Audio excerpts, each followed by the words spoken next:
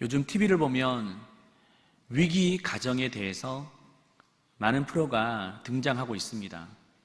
그래서 전문가들이 나와서 해법을 모색해 주는데요. 부부 상담을 도와주기도 하고 숙려 기간 중에라도 해결 방안을 모색해 줍니다. 남녀가 사랑해서 결혼 생활을 시작합니다. 하지만 시간이 지날수록 처음 같지 않습니다. 성격 차이가 드러나고 양육 방식에도 차이가 있습니다. 또 경제적인 문제가 더해지면 버티기가 힘들고요. 그 와중에 외도까지 하게 되면 상황은 걷잡을 수 없이 악화됩니다. 그런데 그런 프로그램을 쭉 보다 보면 이런 생각이 듭니다. 처음부터 그러지 않았을 건데 누구나 다 행복한 가정을 꾸리고 싶고 또 잘 살고 싶었을 건데 왜 이렇게 변질되어져 버렸나. 오늘 본문에서도 안타깝게도 이런 비슷한 상황이 연출되고 있습니다. 그런데 오늘 본문을 보시면 좀 당혹스러운 것은 이 상황이 사람에 의해서 만들어진 것이 아니라 하나님에 의해서 연출되었다는 점입니다. 본문의 주인공은 호세아입니다. 호세아는 북이스라엘의 선지자로 부르심을 받게 됩니다. 여로보암 2세 때에 하나님이 그를 선지자로 세우셨는데요. 그에게 이런 명령을 내리십니다. 1장 2절입니다. 여호와께서 호세아에게 이르시되 너는 가서 음란한 여자를 맞이하여 음란한 자식들을 낳으라. 여기서 음란하다라는 원어의 의미는 단순히 성적 유혹에 취약한 사람을 말하는 것이 아닙니다. 여기서 이 단어는 율락 여성 중에서도 저급한 창녀를 가리킵니다. 하나님은 호세아에게 너는 지금 가서 저급한 창녀와 결혼을 하라 라고 명하십니다. 그것도 치욕스러운데 그에게서 음란한 자녀까지 낳아라 라고 명하십니다. 여러분, 납득이 되십니까? 호세아는 정식 신학 과정을 밟은 선지자입니다. 그가 주의 종이 되기 위해서 그 부모는 얼마나 많은 기도를 드렸겠습니까? 그 또한 이제 좋은 목회 계획을 가지고 큰 꿈을 꾸며 좋은 사모를 만나기를 바랬을 겁니다. 이것은 단지 선지자에게만 국한되는 것이 아니죠. 우리 모두는 다 신앙인이라면 믿음의 가정을 꿈꿉니다. 당연히 배우자는 믿음이 좋아야 되고 또 집안 대대로 기독교이면 좋습니다. 게다가 직장도 안정되고 부모님까지 잘 섬기면 금상첨화죠. 그런데 누군가가 여러분들에게 누군가를 소개해 주는데 죄송합니다. 율락 여성 중에 가장 저급한 사람을 소개시켜 줄 때 여러분 마음이 어떻겠습니까? 수치스러울 겁니다. 너무나도 불쾌하실 겁니다. 그런데 오늘 본문에 보시면 하나님이 음란한 여인과 결혼하라라고 명하십니다. 이제 호세아의 인생, 목회, 가정은 불보듯 뻔합니다. 그런데 호세아의 반응은 무엇입니까? 1장 3절에 이렇게 말합니다.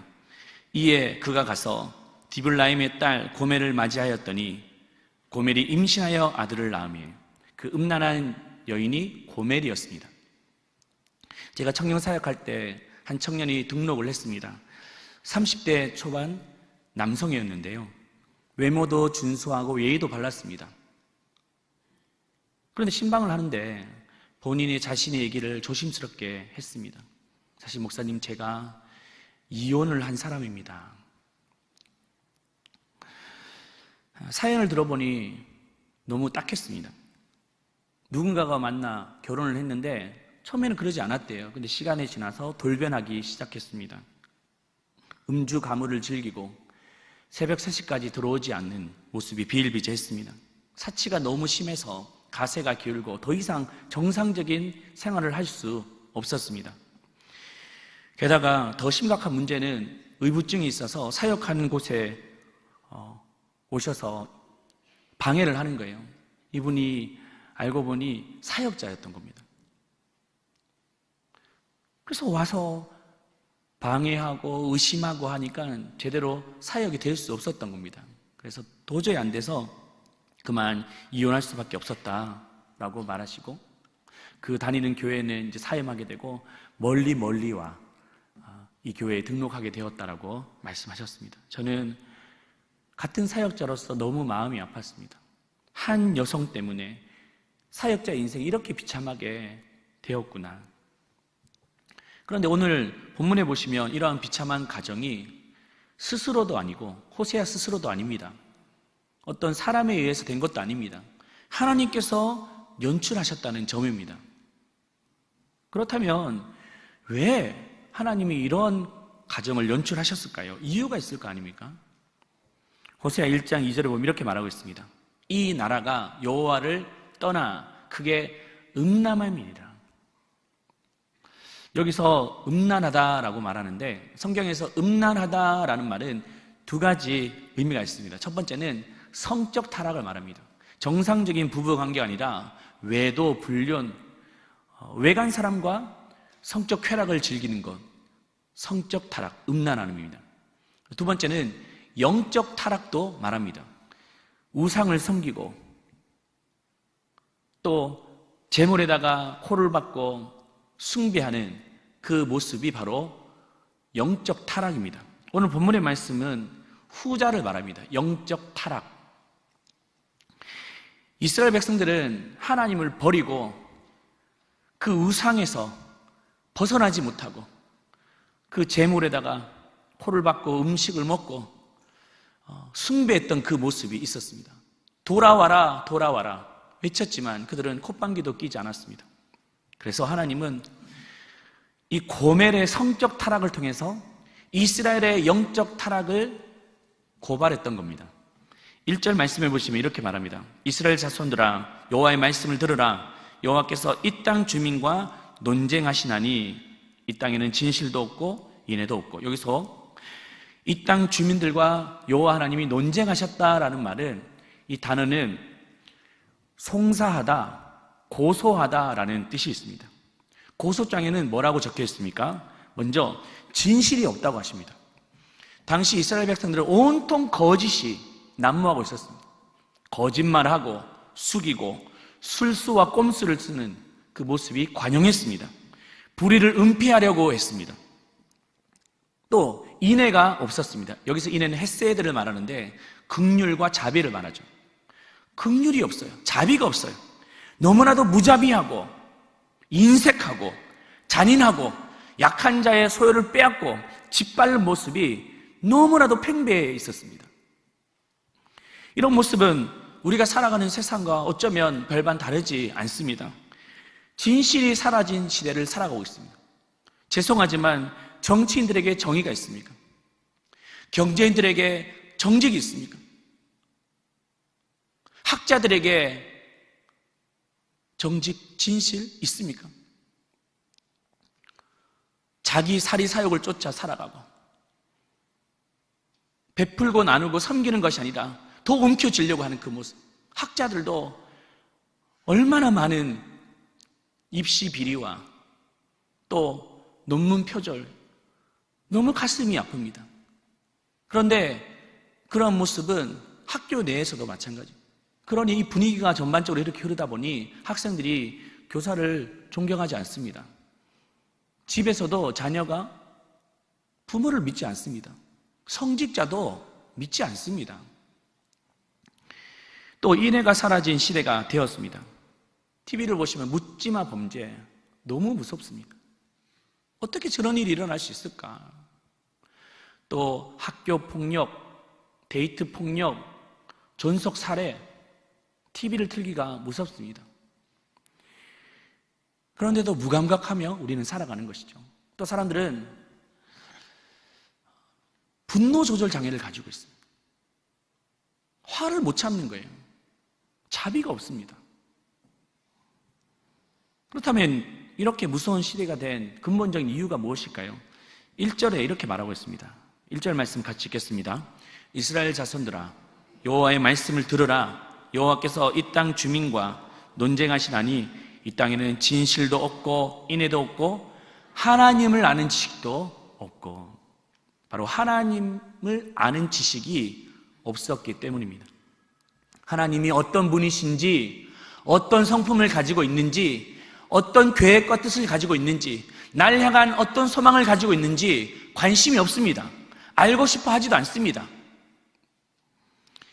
그러니 우리의 삶이 점점점 피폐해져 가는 것이죠. 여기서 하나님을 아는 지식이라고 할 때 알다라는 말은 그냥 정보를 안다라는 말이 아닙니다. 인격적인 만남을 말합니다.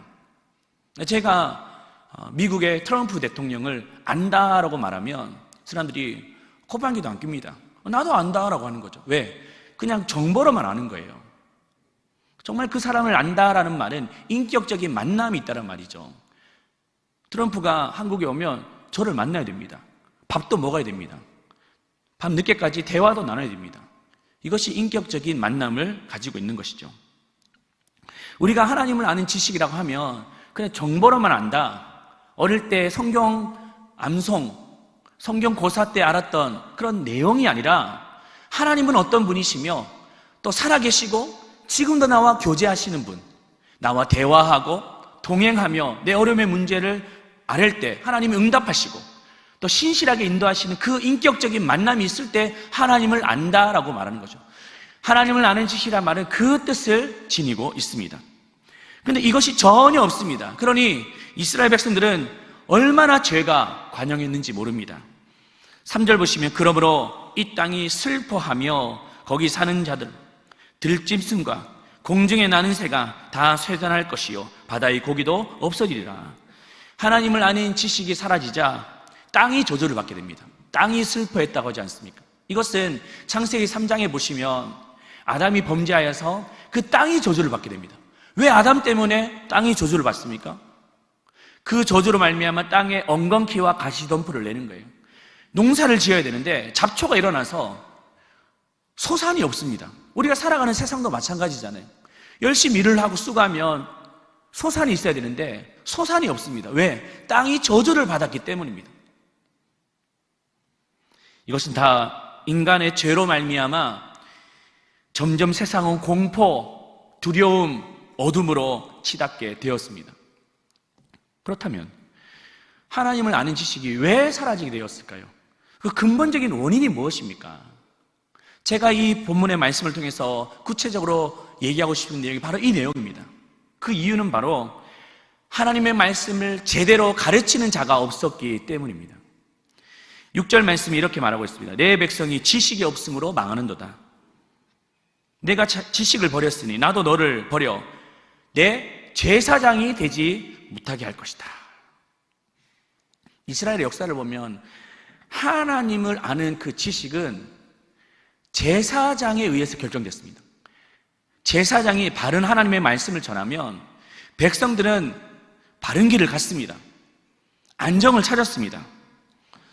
제사장은 하나님의 말씀을 연구하고 가르치고 전하는 역할을 합니다. 그런데 그 제사장이 그 역할들을 감당하지 않는 거예요. 하나님의 말씀을 전하지 않고 딴 이야기를 하는 겁니다. 자기 주장, 자기 철학, 자기 사상을 강단해서 말하는 겁니다. 그러니 백성들은 점점점 메말라가는 거예요. 말씀이 메말라지면 우리가 사나워집니다. 그래서 조금 더 양보하지 않고 화를 내고 분노하는 모습이 그 말씀이 촉촉히 적셔지지 않았다는 증거예요.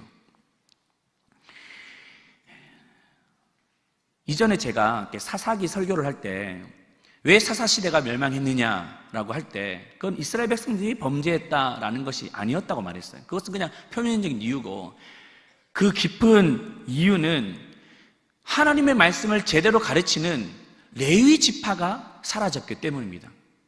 여호수아 이후부터 하나님은 각 지파마다 땅을 다 분배하셨습니다. 그런데 한 지파만은 땅을 분배하지 않았습니다. 어떤 지파죠? 레위 지파였어요.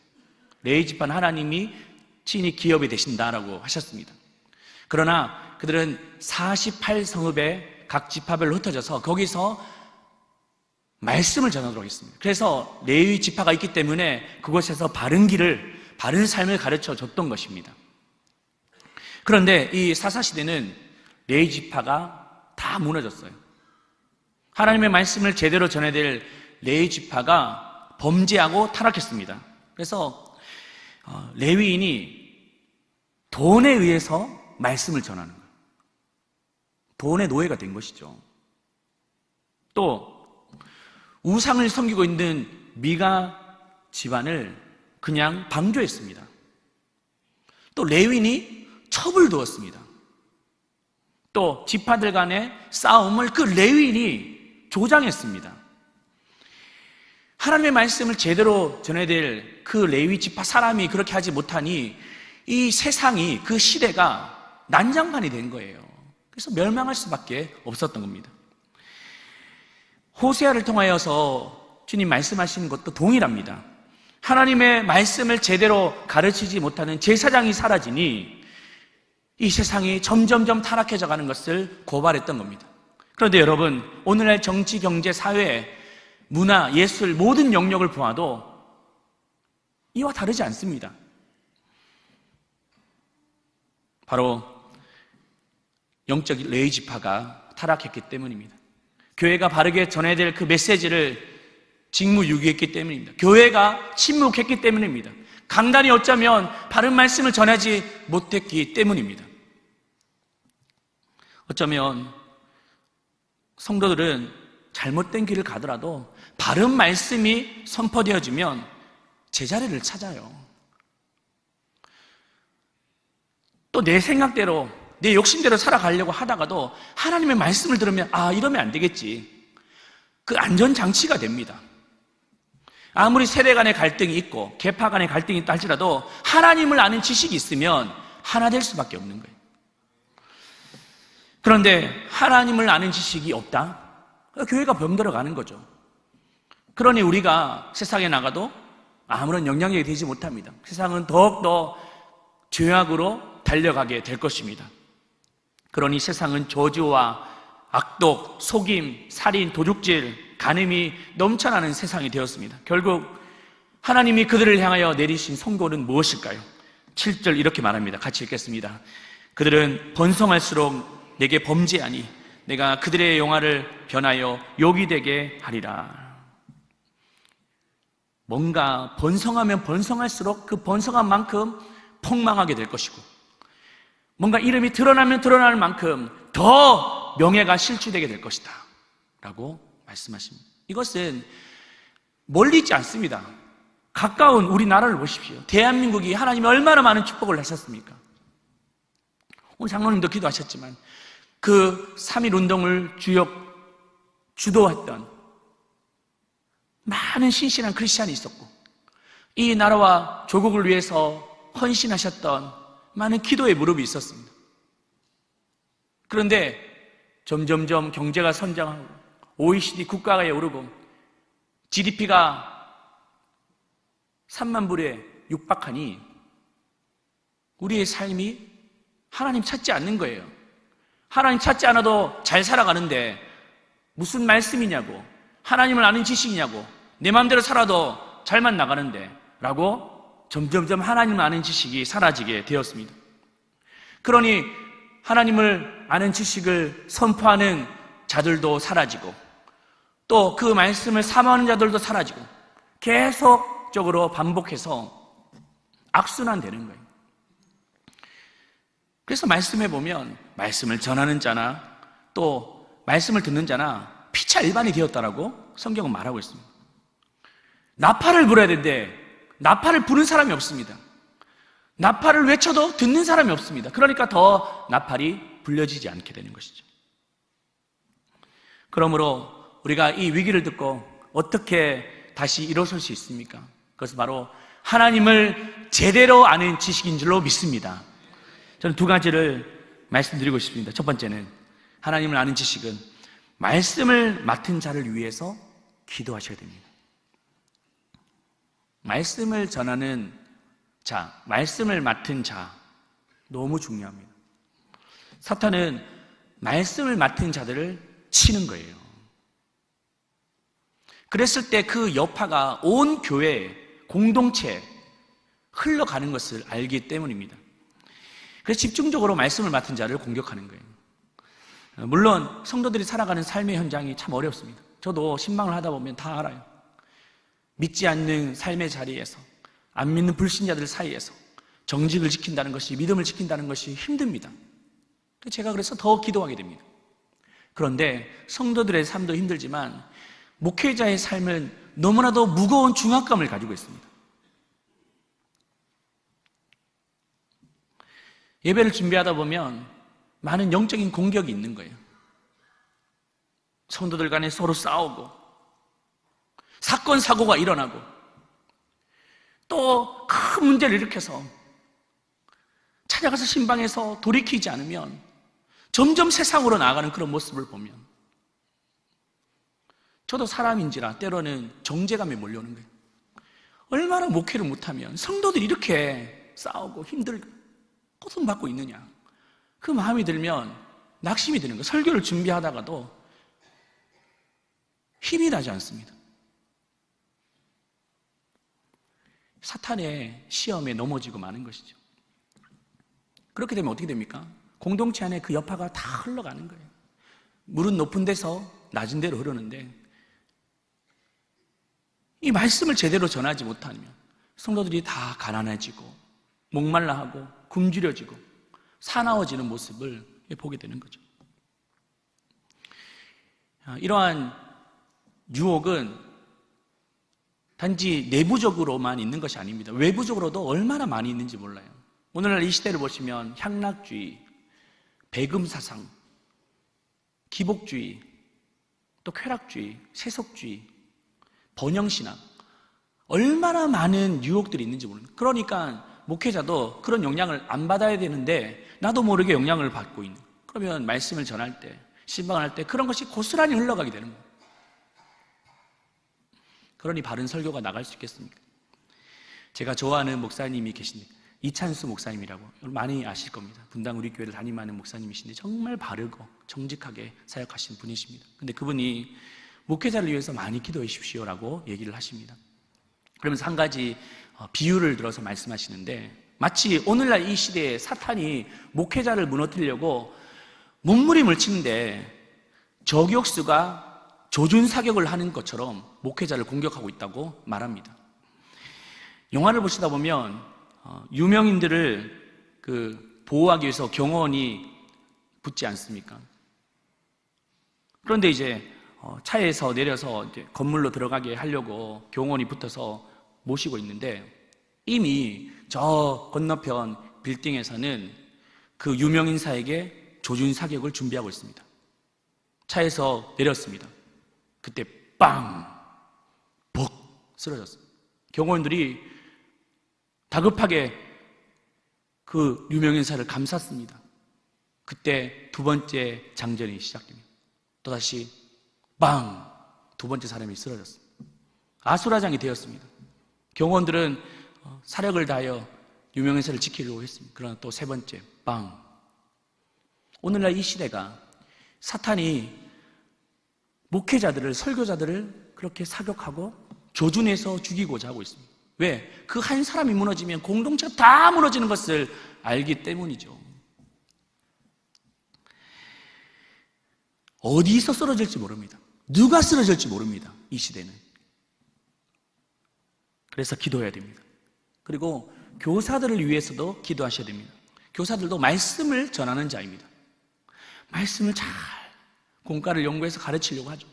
사랑을 주려고 합니다. 그런데 어떻습니까? 거절하는 거예요. 게임에 빠져서 늦게 자고 교회를 나오지 않습니다. 안 나와서 찾아가서 밥도 사주고 맛있는 거 사주면서 권면하지만 다 거절합니다. 근데 더 심각한 문제는 중직자들이 더 무섭다는 거예요. 너 이번에 시험 기간이잖아. 교회 그냥 가지 마, 이번 주는. 무슨 수련회야. 나중에 커서 해, 커서. 대학 가면 해. 라고 그렇게 그들을 몰아가는 거예요. 그러니 교사들이 막 애를 쓰고 수고해도 이 시대가 점점점 무너져 가니 힘을 내지 못하는 거예요. 그래서 여러분, 교사들을 위해서 기도하셔야 돼요. 말씀을 맡은 자들을 위해서 기도하셔야 됩니다. 말씀을 맡은 자들의 영성이 교회의 수준을 결정합니다. 우리 교회는 정말 말씀을 맡은 자를 위해서 기도하는 공동체 되기를 축복합니다. 또 말씀을 맡은 자는 말씀을 잘 전해서 우리 교회를 건강하게 세워가는 교회가 되기를 축복합니다. 두 번째는 말씀이 선포되는 자리를 사수하셔야 됩니다. 저는 말씀 축제가 되면 늘 긴장합니다. 또 한 주 전에 특세를 했잖아요. 특세를 해도 긴장하는 거예요. 왜냐하면 말씀의 자리에 나오지 못하도록 방해하는 영적 세력이 있기 때문입니다. 그래서 더 긴장하고 기도하는 거예요. 어떻게든 말씀을 듣는 그들이, 말씀을 뺏어가는 자들에 의해서 빼앗기지 않도록 보호해야 되기 때문입니다. 마태복음 13장에 보시면 제가 얼마 전에 씨 뿌린 자의 비유를 했지 않습니까? 그래서 4가지 밭이 있는데 좋은 밭은 30배, 60배, 100배의 결실을 거둔다라고 했습니다. 그런데 나머지 3밭은 아무리 씨를 뿌려도 열매를 거둘 수 없는 거예요. 첫 번째, 길가. 두 번째는 돌밭. 세 번째는 가시덤불. 그런데 이 중에 첫 번째 길가를 보면 씨를 뿌렸습니다. 그런데 성경에 보면 누가 와서 빼앗아 갔대요? 새들이 와서 빼앗아 갔다라고 말하지 않습니다. 이 새는 마귀를 말합니다. 아무리 하나님의 말씀을 뿌려도 사탄 마귀가 그 씨앗을 빼앗아 가는 거예요. 그래서 삶에 아무런 열매가 나타나지 않습니다. 지금 우리가 예배드리는 이 시간에도 사탄은 우리의 생각 속에, 우리의 환경 속에, 상황 속에서 말씀을 듣지 못하도록 전쟁을 벌이고 있는 거예요. 여러분, 우리가 그냥 음성학적으로만 설교를 듣는 게 아닙니다. 내 영혼의 울림이 있고 내 삶이 변화되고 그 말씀을 통하여 열매가 있을 때 진짜 우리의 말씀 들었다고 말할 수 있는 것이죠. 얼마 전에 부목사님이 제게 찾아오셔서 너무 속상하다고 얘기를 하는 겁니다. 그래서 뭐냐고 이렇게 물어보니 특세를 해서 우리 성도님에게 집사님, 때로는 권사님에게 같이 특세 나오셔서 은혜 받읍시다. 우리 말씀 축제를 위해서 준비합시다 라고 했는데 이 핑계 저 핑계 대고 때로는 화를 내면서 왜 이렇게 불편하게 하시냐고 막 그렇게 얘기를 했다는 거예요. 그분들 얘기를 들어보니까 그렇게 말씀하십니다. 왜 이렇게 귀찮게 하고 알아서 하지 왜 자꾸 나오라 하느냐 막 그런 얘기를 했다라는 거예요. 근데 여러분, 이것은 목사님과 성도 간의 갈등의 문제가 아니에요. 이것은 말씀을 지키고 말씀을 붙들고자 하는 자와 말씀을 빼앗아 가려고 하는 이 사단의 배후의 전쟁이 있다는 사실을 기억하십시오. 사단이 어떻게든 빼앗아 가려고 말씀을 또 열매 맺지 못하도록 몸부림을 치고 있습니다. 사랑하는 여러분, 말씀이 선포되는 자리는 절대 양보가 없기를 축복합니다. 그래서 우리는 말씀을 붙드는 것은 옵션의 문제가 아니에요. 생존에 관한 문제입니다. 말씀 축제를 이제 준비하면서 저는 어떤 마음이 드냐면 이 얘기를 하고 말씀을 정리하고자 합니다. 부모의 마음이 어떤지를 조금 알 것 같아요. 아버지의 마음, 어머니의 마음. 부모는 항상 자녀들을 위해서 노심초사 뭘 걱정합니까? 우리 자녀들이 어떻게 되기를 원하는 거예요? 뭐니 해도 돈입니까? 뭐니 해도 뭐죠? 건강입니다, 건강. 아무리 자녀들이 좋은 기업에 입사하고 돈을 많이 벌어도 건강하지 않으면 한 방이 끝나는 거예요, 그냥. 건강해야 되지 않습니까? 그래서 부모는, 특별히 어머니는 자녀들이 건강하기 위해서 건강한 음식을 먹입니다. 그래서 신선한 식자재를 가지고 건강한 조립비, 레시피를 가지고 요리를 해줍니다. 건강해라, 건강해라.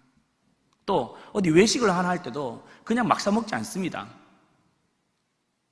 맛집을 찾기도 하지만 정말 깨끗하고 또 건강한 밥상을 차려주는가라고 해서 찾아갑니다. 그래서 가족들을 다 데리고 갔습니다. 그런데 이 자녀들이 나 먹기 싫다고 또 막 안 간다고 막 뻗팅기고 이러면 부모 마음이 어떻겠습니까? 그렇게 고생해서 알아봐서 먹이려고 하는데 마음이 무너지고 마는 거예요.